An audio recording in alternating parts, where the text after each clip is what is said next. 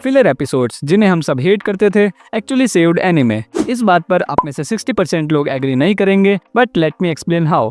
एक समय था जब एनिमे सिर्फ इंटेंसिव बैटल्स, हाई विजुअल्स और प्लॉट ट्विस्ट के लिए नहीं, बल्कि स्टोरी और उनके कैरेक्टर्स के लिए देखे जाते थे।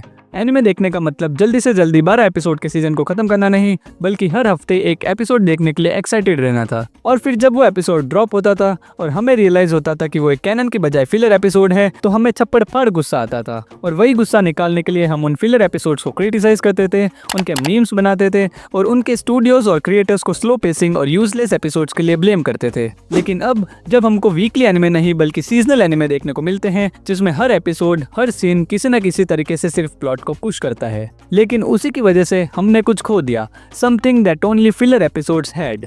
एग्जाम्पल के लिए आप वन पीस को देख सकते हो, जो पहले वीकली एनिमे था लेकिन अब सीजनल एनिमे बनने जा रहा है। तो ये एनिमेशन स्टूडियो ने ये ऑफिशियली कंफर्म कर दिया है कि वन पीस अब सीजन्स में आएगा, जहां एक साल में मैक्सिमम हमको सिर्फ 26 एपिसोड्स देखने को मिलेंगे। But a lot of fans including me are not happy about it. No doubt हमको अब top quality animation, better pacing और स्टोरी फोकस चीजें देखने को मिलेगी, which means we achieved what we wanted. But we also lost something that once made us happy, and that is a space to breathe. वो खाली जगह जहाँ character किसी से लड़ नहीं रहे, कोई बिग विलन नहीं है और कोई बड़ा खतरा नहीं है। उस खाली जगह में हमको जोरो और सांजी की हर छोटी बात पर लड़ना, लूफी के किचन से चोरी छुपे खाना चुराना, उसॉप के अतरंगी सतरंगी न्यू वेपन्स क्रिएट करना या फिर स्ट्रॉ हेड्स के टैग गेम खेलना, ये सारी चीजें देखने को मिलती है। उस टाइम की एनिमेशन भले 144p में थी, लेकिन मेमोरीज 4K में।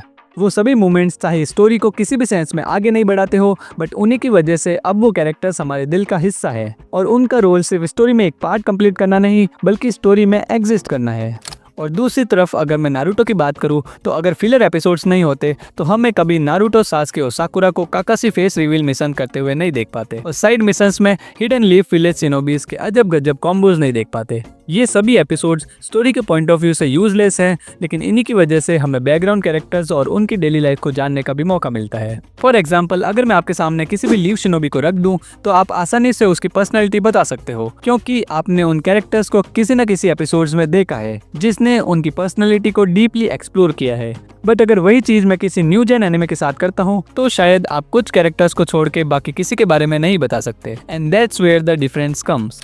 फिलर एपिसोड की रेपुटेशन हमेशा से खराब रही थी, क्योंकि कोई भी एक हफ्ते तक वेट करने के बाद एक और नॉन कैनन एपिसोड नहीं देखना चाहता था, बल्कि ये देखना चाहता था कि स्टोरी में आगे क्या हुआ। लेकिन अब जब most of the long running anime and हो गए या फिर एंड होने वाले हैं, तो हमें उन फिलर और सिली मोमेंट्स की वैल्यू पता लगती है। आज भी अगर मुझे नारुतो को वापस देखना हो, तो मैं ऐसे ही किसी फिलर एपिसोड्स को देखता हूँ, because that's where the core Naruto moments lives. वो नॉस्टैल्जिया और बिलोंगिंगनेस जो उनसे फील होती है, वही हमको उनसे जोड़े रखता है। पर नए एनिमे में ऐसा कुछ देखने को नहीं मिलता, जहाँ ना ही हमको कैरेक्टर्स के सिली साइड मिशंस, ना ही उनके अननेसेसरी आर्ग्यूमेंट्स और ना ही उनकी डेली लाइफ के कुछ देखने को मिलते हैं। और अगर मैं स्पेसिफिकली वन पीस की बात करूं, तो वन पीस के फिलर्स कभी उसकी मेन स्टोरी से डिस्कनेक्टेड लगते ही नहीं है। वो किसी न किसी तरीके से स्टोरी का ही एक हिस्सा लगते हैं। For example, G8 arc, which is one of the best and my favourite filler arc in entire One Piece series, जो स्काइपिया आर्क के बाद इतनी नेचुरली शुरू होती है, जो स्टोरी का ही एक हिस्सा लगती है, जहां कोई भी बड़ी बैटल नहीं है, कोई भी मिस्ट्री नहीं है,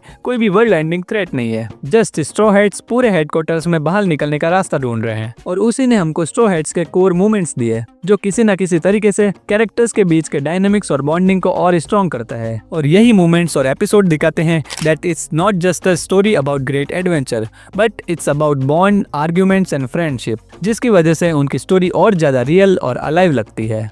इमेजिन करो उन लोगों को जिन्होंने वन पीस और नारुतो को फिलर स्किप करके देखा है, जिन्होंने कभी एफ्रो, लूफी और फॉक्सी का आइकॉनिक शोडाउन देखा ही नहीं, ना ही उन्होंने काकाशी की बैक स्टोरी देखी। Yes, Kakashi's back story episodes are considered as filler. Now imagine how much value those people miss just because they think fillers are useless. And I think यही वो लोग हैं जो वन पीस और Naruto देखने के बाद भी उनको ओवररेटेड बोलने लगते हैं, क्योंकि उन्होंने कभी उनके कोर मोमेंट्स एंजॉय ही नहीं किए। They think that those animes are just like any other shonen animes. And filler episodes are also best way to introduce rest of the anime world to the audience. इसका best example है Naruto के side missions, जहां Naruto और other shinobis अलग अलग villages में missions पर जाते हैं, जिससे ऑडियंस को न केवल स्टोरी लाइन में आने वाले विलेजेस बल्कि दूसरे विलेजेस के बारे में भी जानने का मौका मिलता है, जो वर्ल्ड बिल्डिंग एस्पेक्ट को टॉप नॉच बनाता है, जो वन पीस में भी देखने को मिलता है, जहां वो फिलर एपिसोड्स या फिर फिलर मूवीज में अलग अलग तरह के आइलैंड्स को एक्सप्लोर करते हैं। सोचो कैसा होता अगर डीमन स्लेयर में हर 2-3 एपिसोड में फाइट दिखाने से अच्छा तांजीरो, ज़ेनित्सु और इनोसुके अलग अलग मिशंस पर जाते और वर्ल्ड एक्सप्लोर करते, और जुजुत्सु काइसन में अलग अलग तरह के कर्स यूजर्स और उनकी डिफरेंट कर्स टेक्निक्स को एक्सप्लोर करते। लेकिन अब ये पॉसिबल नहीं है, क्योंकि वो जो स्पेस था जहां एनिमे पॉज लेके स्टोरी को नहीं बल्कि कैरेक्टर्स को एक्सप्लोर करे, उनके बारे में दिखाए, वर्ल्ड एक्सप्लोर करवाए, अब वो स्पेस ही खत्म हो गया। हर एपिसोड में कुछ नया और स्टोरी फोकस चीजें दिखाई जाती है। बट ये चेंज हमारे फिलर को हेट करने से नहीं आया, ये चेंज आया है प्रेजेंट एनिमे इंडस्ट्री के रिक्वायरमेंट्स की वजह से। एज वीकली एनिमेज में हर हफ्ते एक एपिसोड निकालना जरूरी था, बट क्योंकि मांगा को बनने में टाइम लगता था, इसलिए वो फिलर्स एपिसोड निकालते थे। जब तक मांगा नहीं बनती तब तक ऑडियंस को फिलर एपिसोड्स दिखाते थे।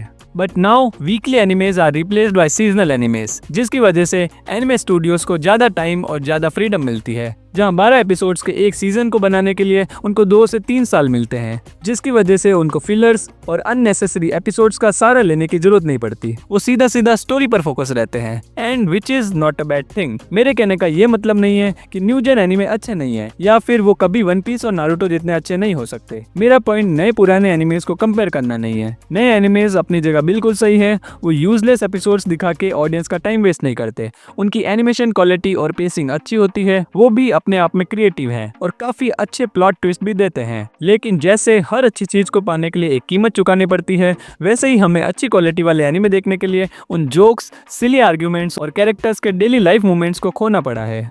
इवन आज के एनिमे सिनेरियो में फिलर एपिसोड्स फिट ही नहीं होंगे। आज एक एनिमे 12 या फिर मैक्सिमम 24 एपिसोड्स का होता है, which follows a certain format, character introduction, a conflict, battle setup and then finally climax. तो ये फॉर्मेट फिलर एपिसोड्स और साइड स्टोरीज के लिए जगह ही नहीं छोड़ती। इसका एक सॉल्यूशन ये है कि एक कंप्लीट सीरीज ही फिलर निकाल दी जाए, as Attack on Titan did by releasing AOT junior high.